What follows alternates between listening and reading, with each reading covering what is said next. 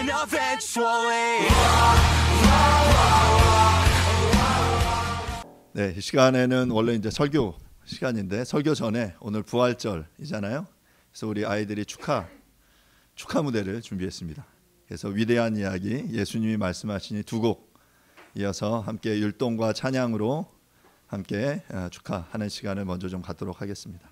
예, 앞으로 우리 아이들 나와 주세요.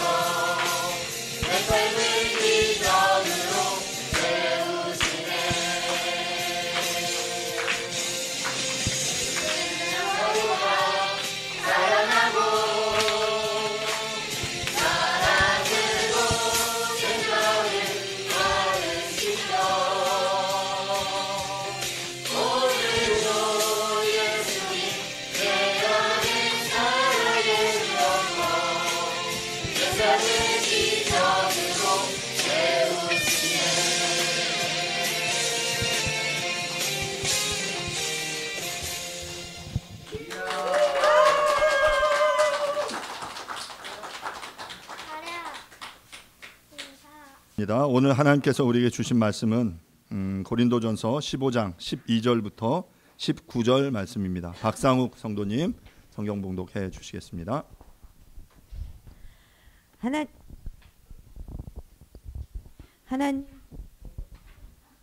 하나님께서 오늘 우리에게 주신 말씀은 고린도전서 15장 12절부터 19절까지의 말씀입니다. 말씀을 봉독하겠습니다. 그리스도께서 죽은 자 가운데서 다시 살아나셨다 전파되었거늘 너희 중에서 어떤 사람들은 어찌하여 죽은 자 가운데서 부활이 없다 하느냐. 만일 죽은 자의 부활이 없으면 그리스도도 다시 살아나지 못하셨으리라. 그리스도께서 만일 다시 살아나지 못하셨으면 우리가 전파하는 것도 헛것이요 또 너희 믿음도 헛것이며 또 우리가 하나님의 거짓 증인으로 발견되리니 우리가 하나님의 그리스도를 다시 살리셨다 증언하였음이라. 만일 죽은 자가 다시 살아나는 일이 없으면 하나님이 그리스도를 다시 살리지 아니하셨으리라. 만일 죽은 자가 다시 살아나는 일이 없으면 그리스도도 다시 살아나신 일이 없을 터이요. 그리스도께서 다시 살아나신 일이 없으면 너희의 믿음도 헛되고 너희가 여전히 죄 가운데 있을 것이요. 또한 그리스도 안에서 잠자는 자도 망하였으리니 만일 그리스도 안에서 우리가 바라는 것이 다만 이 세상의 삶뿐이면 모든 사람 가운데 우리가 더욱 불쌍한 자이리라. 아멘. 아멘. 자리에 앉으시기 바랍니다. 우리가 믿는 기독교의 가장 중요한 복음의 핵심을 이야기하자면 그것은 바로 예수 그리스도의 성육신 그리고 예수 그리스도의 이 땅 가운데 그 고난과 죽으심과 부활이라고 말할 수 있습니다. 인류의 죄를 구원하시기 위해서 자신을 대속 제물로 주셨고 이제 부활하셔서 잠자는 자들의 그 소망이 되신 그 예수 그리스도의 부활, 그것이 바로 기독교의 핵심이죠. 주님의 부활이 있기 위해서는 반드시 주님의 죽음이 있어야만 했습니다. 이 죽음으로 인해 우리는 주님을 따르던 많은 제자들이 상처와 트라우마를 겪었을 것이다 라고 생각해 볼 수 있습니다. 잘 아는 대로 복음서를 읽어보시면 예수님이 죽으신 이후에 일부 제자들은 각각 고향으로 돌아갔습니다. 주님이 부활하시겠다라고 약속하셨지만 그 약속의 말씀을 그 당시에 그들은 제대로 믿지 못했던 것 같아요.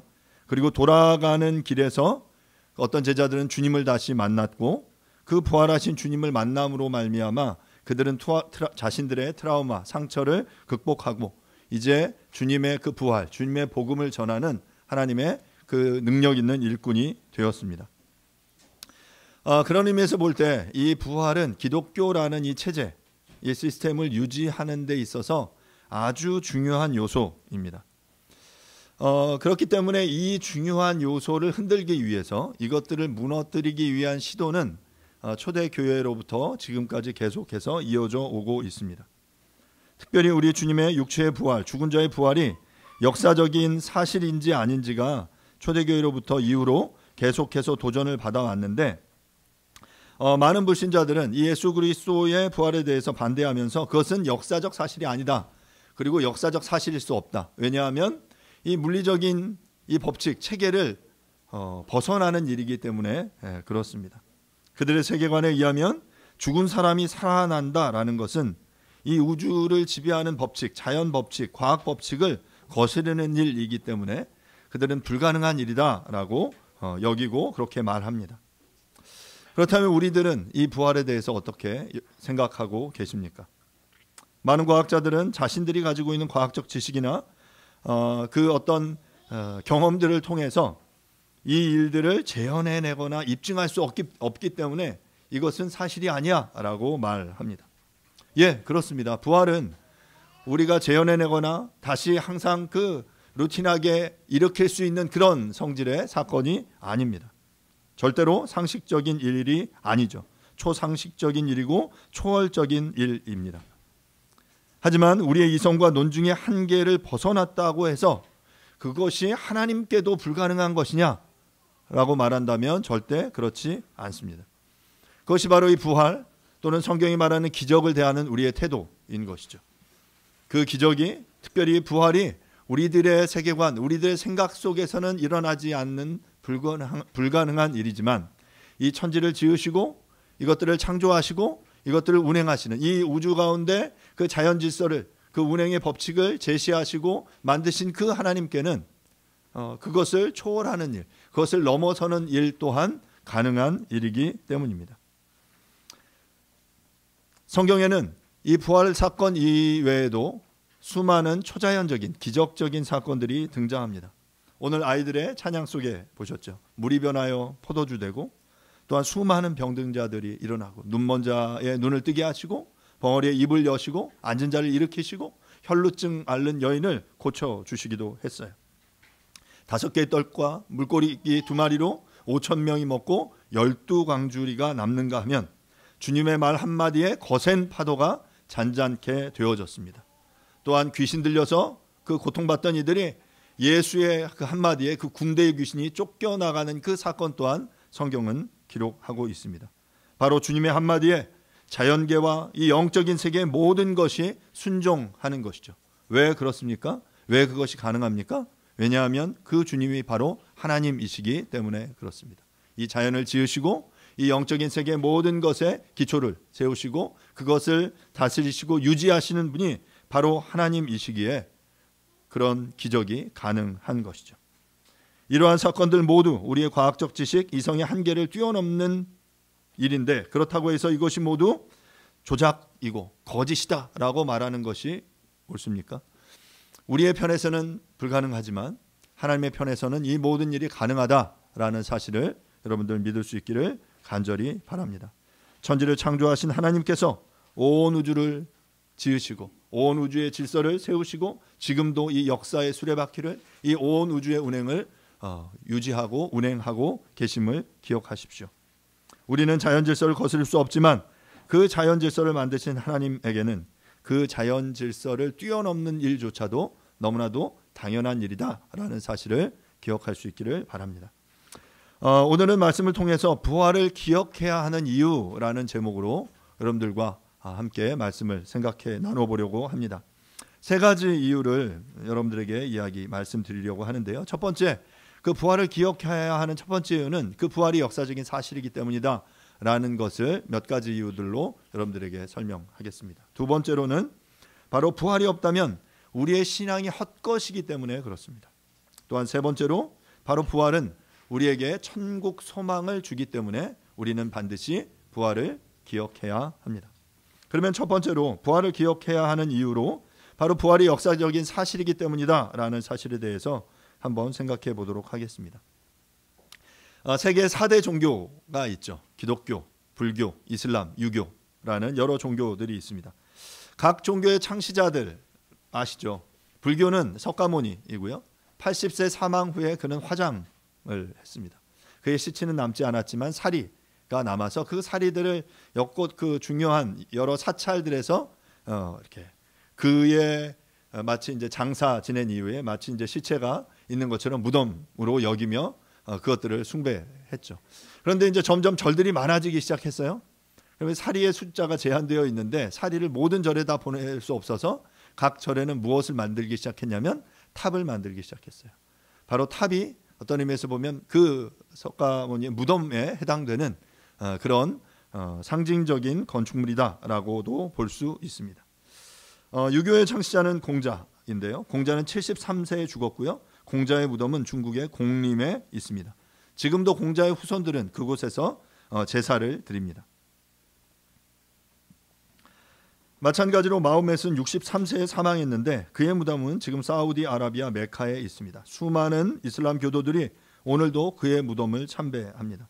심지어 사제들은 평소에 검은 옷을 입다가 마호멧의 무덤을 순례하고 오면 흰 사제 옷으로 바꿔 입는다고 해요.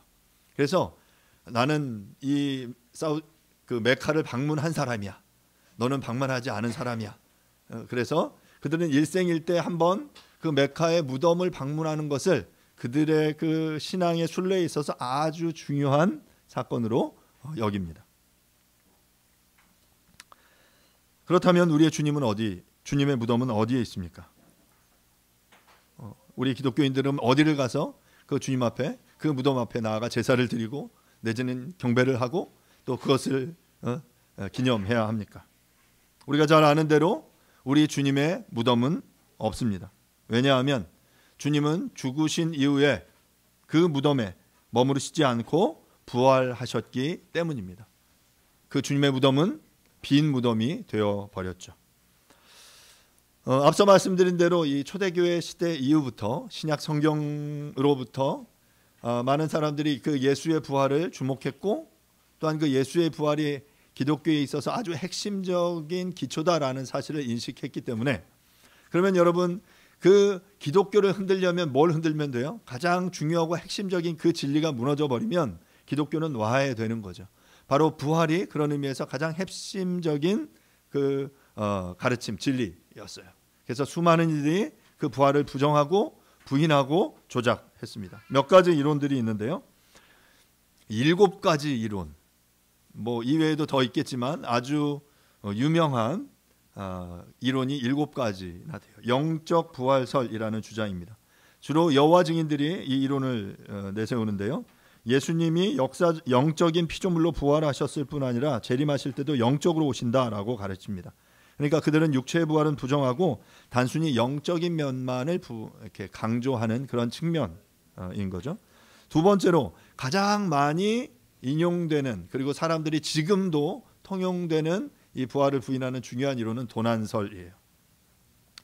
마태복음 28장 13절인데요. 제가 읽어보겠습니다.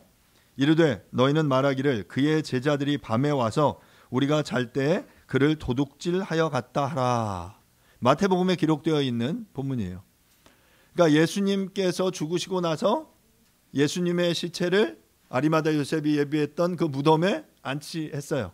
그리고 그 당시의 무덤은 지금은 우리 그 무덤에 시체를 안치할 때 땅을 파고 관을 묻고 그 위에 이제 흙으로 덮는 그런 형태의 무덤을 우리는 만들지만, 이 당시에 이스라엘에서의 무덤은 굴이에요. 동굴에 거대한 굴을 파고 그 안에 이제 시체를 안치하고, 그리고 나서 그 동굴을 돌로 막았어요. 그래서 그런 형태로 시체를 이제 안치했기 때문에 예수님이 죽으시기 전에 항상 자신의 부활에 대해서 이렇게 공공연하게 이야기하셨어요. 제자들뿐만 아니라 주변의 사람들도 알았죠. 그래서 예수님을 그렇게 시체를 안치하는 것을 허락한 이후에 어떤 명령을 내리냐면 병사들로 하여금 그 무덤을 지키도록 했어요. 그리고 뭐 무덤은 봉인된 상태고 병사들은 지키고, 이제 그런 형태가 되니까 누군가를 그것들을 훔쳐간다는 일이 쉽지 않은데, 그런데 예수님의 시체가 없어지게 된 거죠. 그 무덤은 열렸고 예수님의 시체는 없어졌고, 그러면 예수의 부활이 실제다라는 소문이 퍼지게 되면 문제가 되니까 이들이 지금 이런 요구를 그 병사들에게, 그 시체를 지키던 이들에게 요구한 거예요. 그 제자들이 밤에 와서 우리가 잘 때 이 시체를 훔쳐갔다, 도둑질하여 갔다라고 말해라.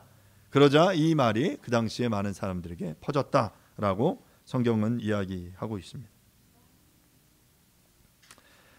실제로 이 부활 사건을 부인하기 위해서 군인들을, 병사들을 매수했고 도둑질해 갔다. 그리고 나서 제자들이 예수가 부활했다라고 거짓말하는 거다라는 것이 바로 이 도난설의 핵심입니다. 이 설명은 AD 3세기의 오리겐과 셀수스와의 논쟁에서도 나타나는데, 이 논쟁에서 사람이란 거짓을 수호하기 위해 자신의 목숨을 거는 모험을 하지 않는다고 주장함으로써 이 터무니없는 설명에 일침을 가하고 있습니다. 세 번째 또 많이 통용되는 이론은 기절설이에요. 기절설.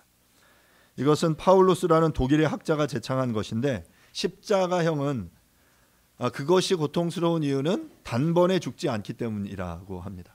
뭐 교수형을 하거나 아니면 뭐 다른 뭐 단두대에 이렇게 죽이는 방식은 뭐 단번에 그 생명을 앗아가기 때문에 어찌 보면 그 죄수들에게 있어서 자비를 베푸는 방식의 그런 사형 방법이라면 이 십자가형이 무서운 이유는 한 번에 그냥 단번에 생명을 앗아가는 것이 아니라 굉장히 오랜 기간 동안 십자가 위에 머물러서 계속해서 그 고통을 느껴야 한다라는 것이죠.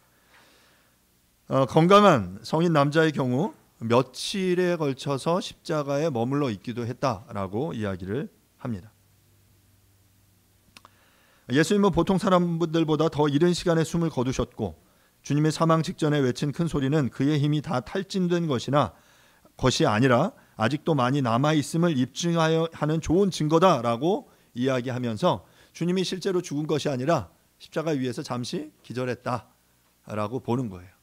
그리고 나서 그 예수님이 시체를 어디다가 지금 동굴 안에 넣어 놓으면 생각해 보세요. 이렇게 막 땡볕에 십자가 위에 있다가 탈진한 상태로 기절했는데 시원한 무덤 안에 동굴 안에 들어갔더니 이제 기운을 차리고 정신을 차리고 다시 일어났다. 이게 바로 기절설의 핵심입니다. 그리고 그 예수님의 옆구리를 찔렀던 창자국은 깊이 찌른 것이 아니라 그냥 겉에만 살짝 외상, 아주 가벼운 외상 정도였다라고 말하는 거죠. 만약 이러한 기절설이 사실이라면 예수님은 여생을 숨어서 지내셨다라고 생각할 수밖에 없습니다. 제자들이 예수님이 부활하셨고 또 그의 나라가 임할 것이라고 선포하면서 유대교 지도자들과 대치하는 동안 그리고 제자들이 그 복음을 위하여 순교하며 그 사역을 해나가는 동안 예수님은 혼자 조용히 뒷전에 물러서서 아마 자신과 가장 가까이 지냈던 제자들에게도 자신의 거처를 알리지 않은 채 평생 운둔 생활을 계속했다는 것이 바로 이 기절설의 이야기예요. 하지만 뭐 예수님이 십자가에 달려 죽으실 때 그 죽음을 확인한 병사의 생생한 증언이나 그 옆구리를 창자국으로 찔렀던 그 이야기들을 비추어 볼 때 예수님의 그 죽음이 잠시 이렇게 기운을 잃은 것이다라고 보기에는 문제가 있습니다. 네 번째 견해는 무덤 오인설인데요. 예수님이 묻힌 무덤 근처에 다른 무덤들이 많이 있었기 때문에 일요일 아침 일찍 무덤을 방문한 여자들이 어느 무덤에 묻혀 있는지를 몰라서 다른 빈 무덤을 찾아갔다라는 거예요. 그래서 무덤에 들어갔더니 이제 시체가 없으니까 예수님 부활하셨다라고 이야기를 했다라고 말하는 것이죠. 다섯 번째 견해는 환상설입니다. 이것은 제자들이 예수님이 돌아가시고 나서 너무 슬픔에 빠져 있었기 때문에 그리고 심각한 탈진 상태에서 예수가 또한 다시 살아나실 것이라는 어떤 강한 확신 속에서 그 예수님의 환상을 보았다. 마치 이제 망상에 빠진 것과 같은 거죠. 너무나 간절히 바라했던 나머지 그리고 탈진해서 기운을 잃은 상태에서 그 부활을 너무나 고대한 나머지 그들이 환상을 보았고 그래서 예수님이 부활하신 것으로 여기게 되었다라고 말하는 거예요. 그리고 나서 어느 순간부터 제자들의 마음속에는 예수 그리스도가 되살아나는 신비스러운 경험이 자리하게 되었고 이것이 부활의 선포의 계기가 되었다라고 말하는 것이 바로 환상설입니다. 여섯 번째는 신화설인데요. 독일의 신학자인 불트만이 이것이 역사적인 사실이 아니면 이후에 만들어져 낸 것이다라고 서술했어요. 예수님에 대한 실존성까지 부인하는 이들은 당시 그리스도의 사상이 유행할 수 있었던 토양을 다음과 같이 설명하는데 한마디로 사회의 혼란성이었다는 것입니다. 거듭되는 전쟁과 문화와 문화의 충돌에서 오는 가치관의 흔들림을 비집고 기존의 구원자 메시아 사상이 히브리 구약 성경의 옷을 입고 나타난 것이고 이것이 바로 신화설의 한 견해인 것입니다. 이것은 예수의 부활의 역사성을 부인하는 그런 이론이라고 할 수 있죠. 일곱 번째는 이제 복귀설이라는 건데요. 철학자 철학자이자 신학자로 불렸던 틸리가 이런 주장을 했는데, 그리스도의 부활에 대해 그것은 역사적 사실이 아니라 예수가 제자들의 마음속에서 그리스도로 복귀한 사건이다라고 말했어요. 이렇게 해서 그들은 그리스도의 부활을 역사의 영역이 아니라 신앙의 차원으로 밀어내고 있는 것입니다. 20세기 자유주의 신학의 문제이자 한계가 바로 신앙을 지키기 위해 성경의 많은 역사적 사실들을 부인하고 신학의 영역으로 제한시켰다라는 것입니다. 그러니까 20세기는 과학의 막 발달로 이 기독교가 막 위축되기 시작을 했어요. 그러면서 그들이 이제 위축되는 영역 속에서 어찌 보면 그 기독교를 지키기 위한 방편으로 기독교는 이 세상의 과학의 영역과는 관계없고 신앙의 영역에서만 유효한 거야라고 말한 거거든요. 어떤 의미에서는 그 의도 자체는 기독교를 지키겠다라는 의도였지만 결과적으로는 도리어 이 신학의 영역을 너무나 이렇게 축소시키는 그런 잘못된 선택을 하게 된 것이죠. 그러면 우리가 부활 이런 여러 그 반론들이 있는데, 그러면 우리는 이 부활을 어떻게 받아들여야 하느냐? 우리 또한 예수님 그냥 기절하셨던 거 아니야? 그냥 시체 훔쳐 갖고 그냥 이후에 그런 소문들을 낸 것 아닐까?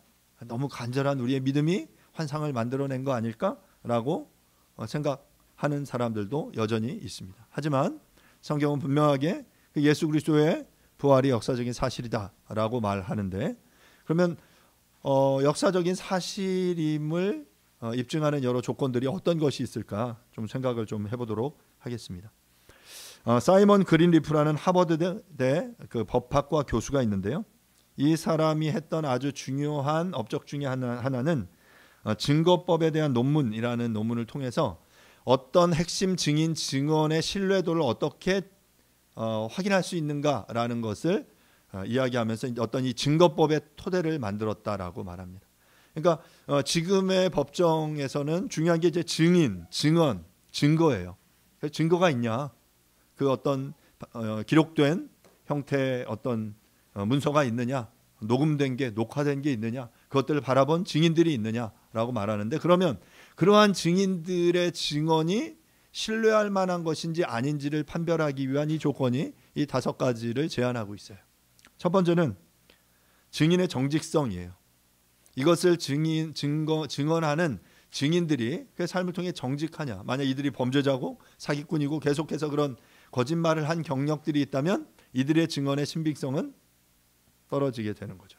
두 번째는 증인의 의사표시 능력입니다.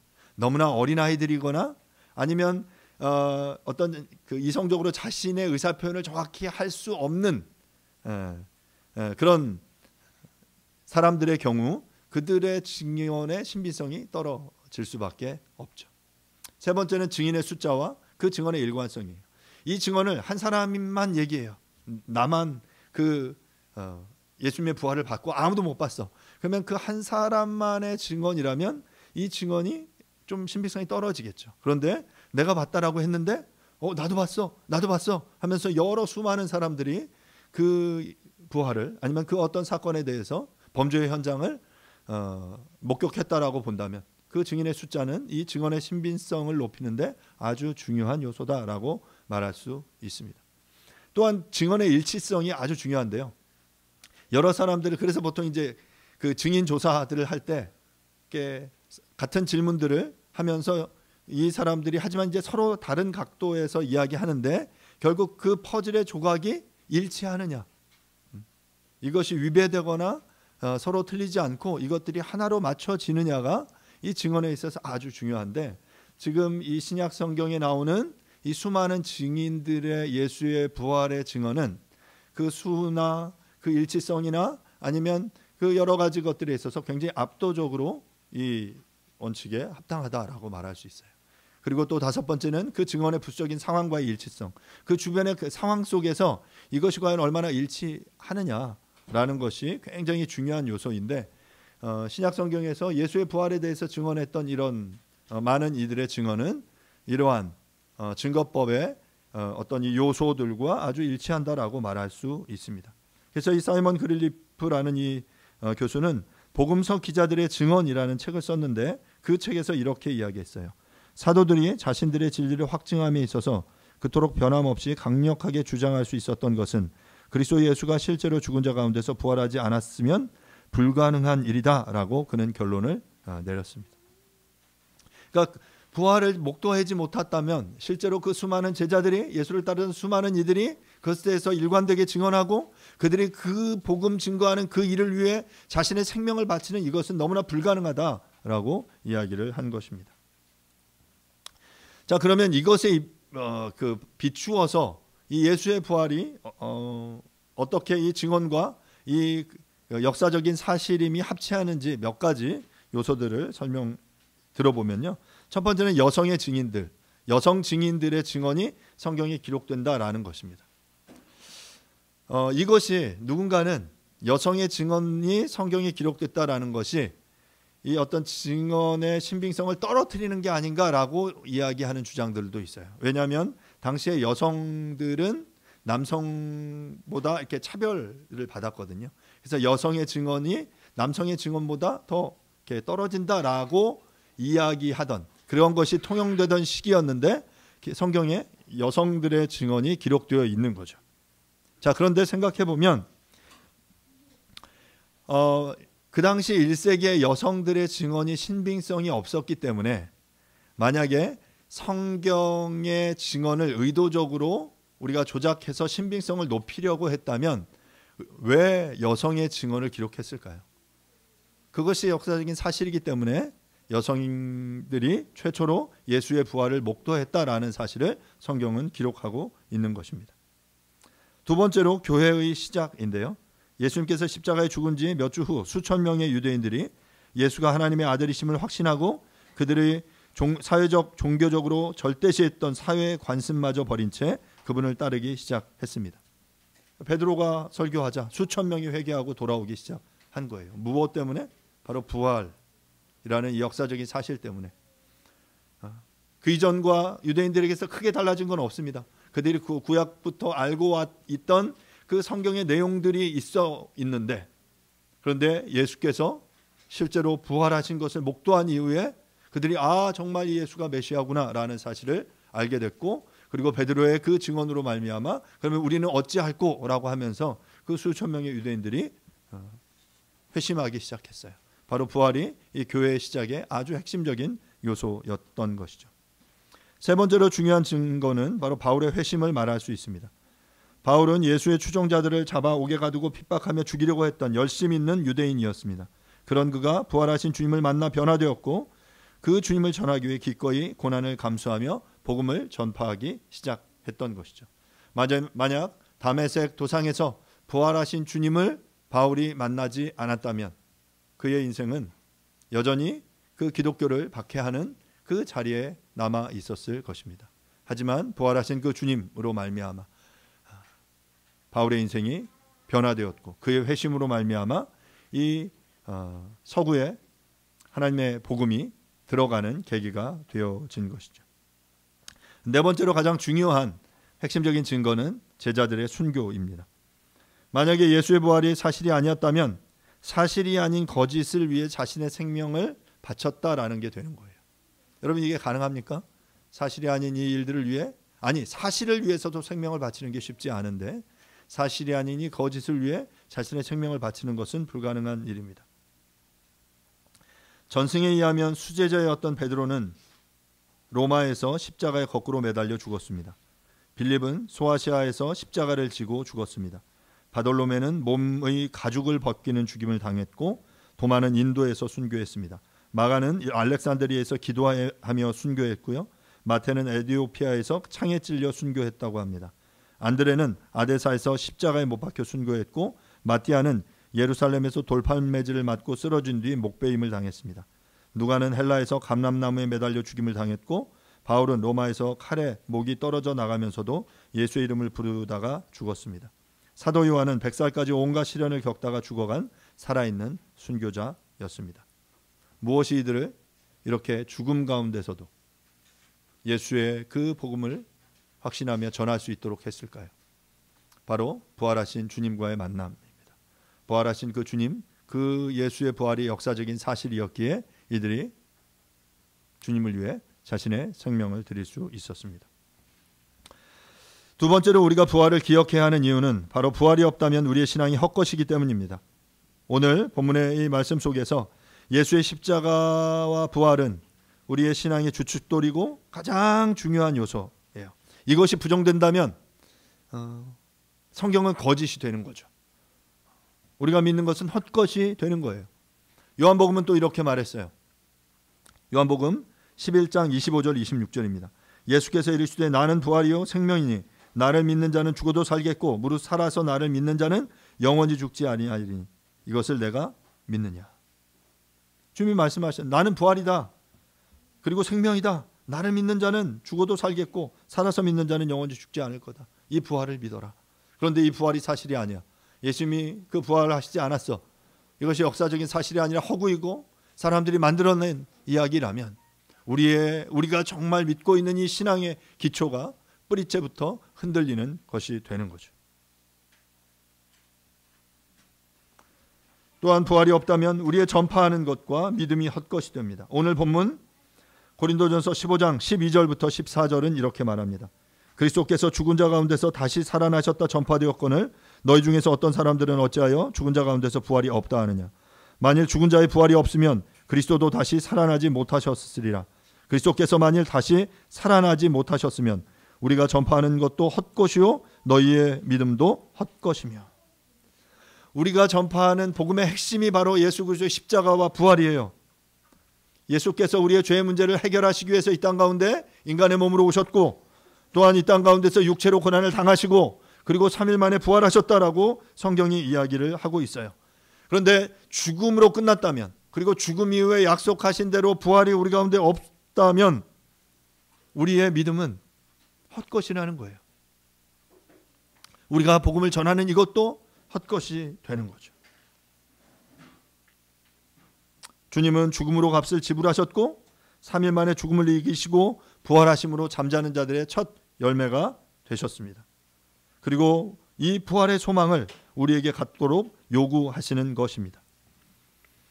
이어서 고린도전서 15장 16절부터 19절을 제가 읽겠습니다. 만일 죽은 자가 다시 살아나는 일이 없으면 그리스도도 다시 살아나신 일이 없었을 터이요 그리스도께서 다시 살아나신 일이 없으면 너희의 믿음도 헛되고 너희가 여전히 죄 가운데 있을 것이요 또한 그리스도 안에서 잠자는 자도 망하였으리니 만일 그리스도 안에서 우리가 바라는 것이 다만 이 세상의 삶뿐이면 모든 사람 가운데 우리가 더욱 불쌍한 자이리라.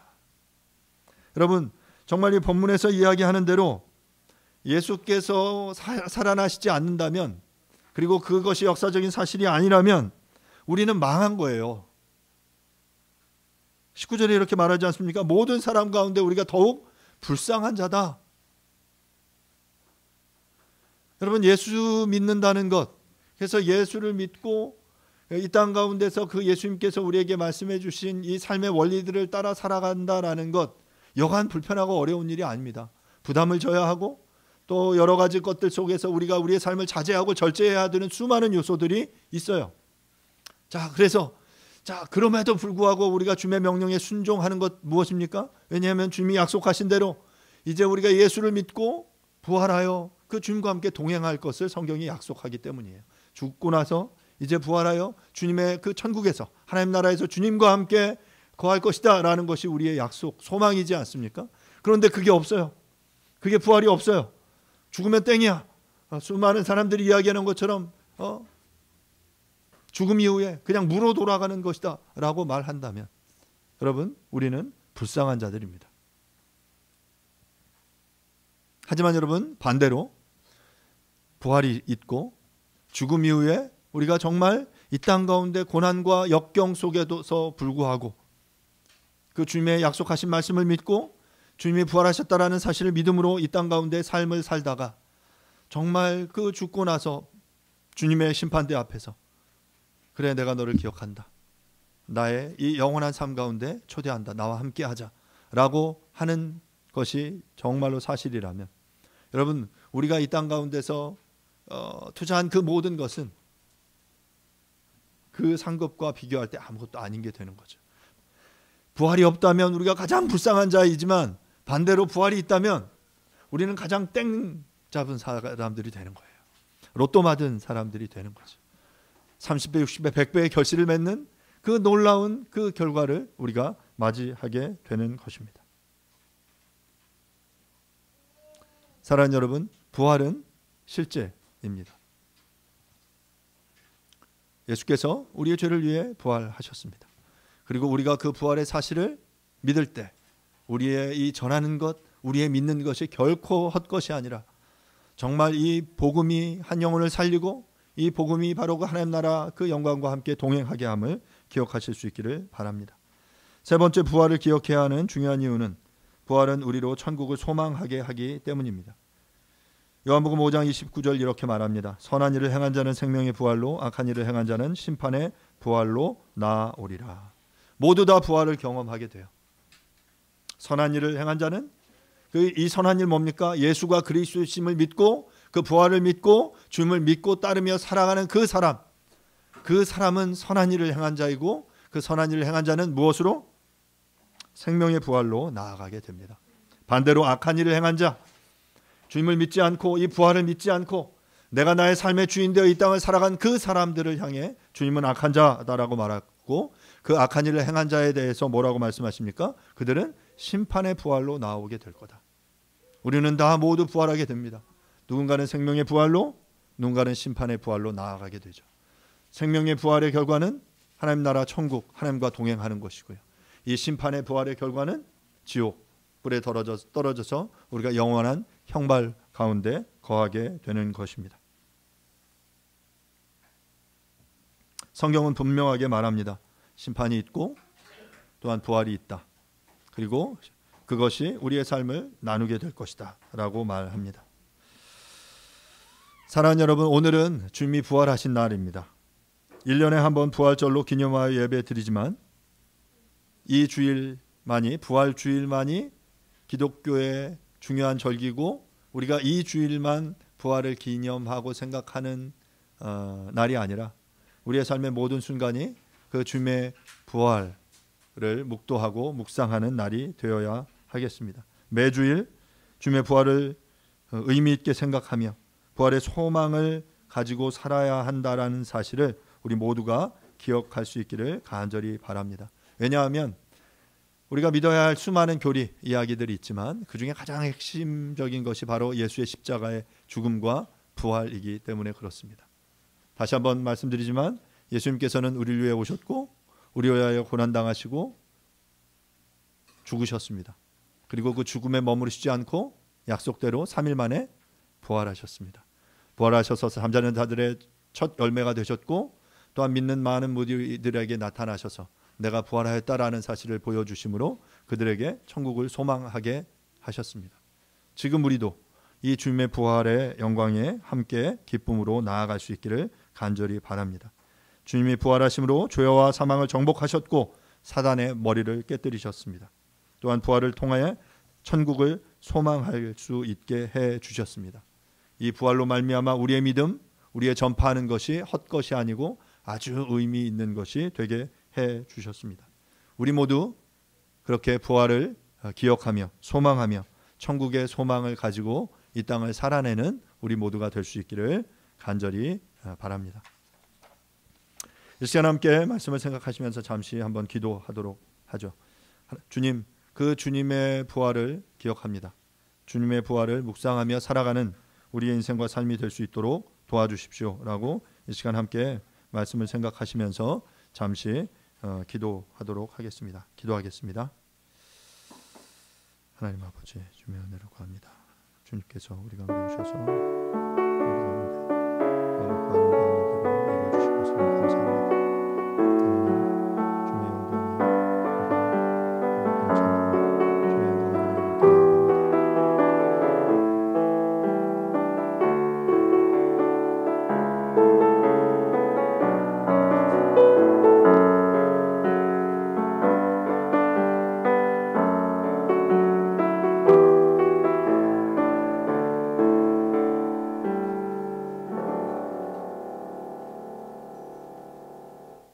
교리문답 13번 문항입니다. 하나님의 율법을 완전하게 지킬 수 있습니까? 타락이 타락 이후 인간은 하나님의 율법을 완전하게 지킬 수 없으며 오히려 생각과 말과 행동으로 율법을 계속 어기고 있습니다. 아멘. Happen eventually.